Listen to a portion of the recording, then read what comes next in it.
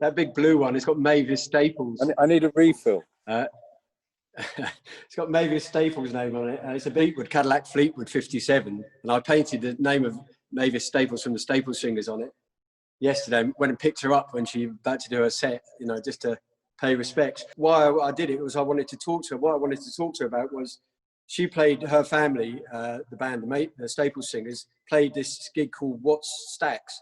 And it was just after Watts, the big Watts riots, big race riots in America, where they'd burned down Watts in Los Angeles. And they did this fantastic concert with Wilson Pickett and all sorts of people just playing this fantastic gig. And they played it. And it was very much a feel of this Black Lives Matter thing and what's been going on in America. Cool come around, nothing changed, people are still angry. So, you know, so that's one of my favourite cars, because Mavis Staples is one of my favourite people. But they've all got a sort of history. Each one's different. The one at the top, we drove the Duke of Edinburgh into, Prince Edward into the Olympic Stadium for the closing of the Paralympic Games in London. And whoever thought that we would get a Prince into one of our mutated, chopped up cars, you know, it was a very bizarre situation. And that was interesting, because, you know, we came from the underground, from, you know, and, you know, from Stonehenge and from warehouse parties.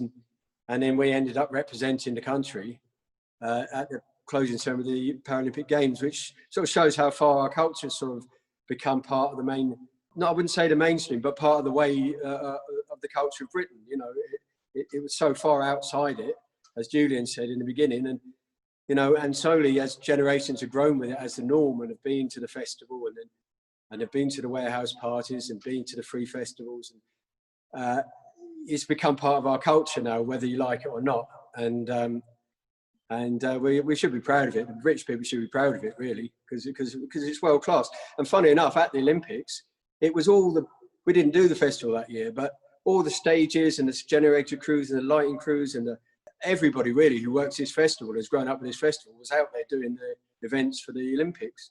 So it was part of the national, you know, the structure of the nation, really. So I'm quite proud of it, really. I'm proud of how we've come on. In some ways, you can look at a festival and you think it's like Asterix's village, you know, with a wall fence around it, fighting the Romans, you know, like, you know, the last village holding out against the Romans. And you can get that feeling sometimes of that this is a little enclave where we're protecting a culture which has been seriously under attack for a lot of years, you know, and that's the truth thing. But on another truth, it is actually, because it comes out on the television, it comes out, people come here and then get spread out. It's also a way of us communicating what we're doing in its purest form, you know, to the whole of the country and the world, really.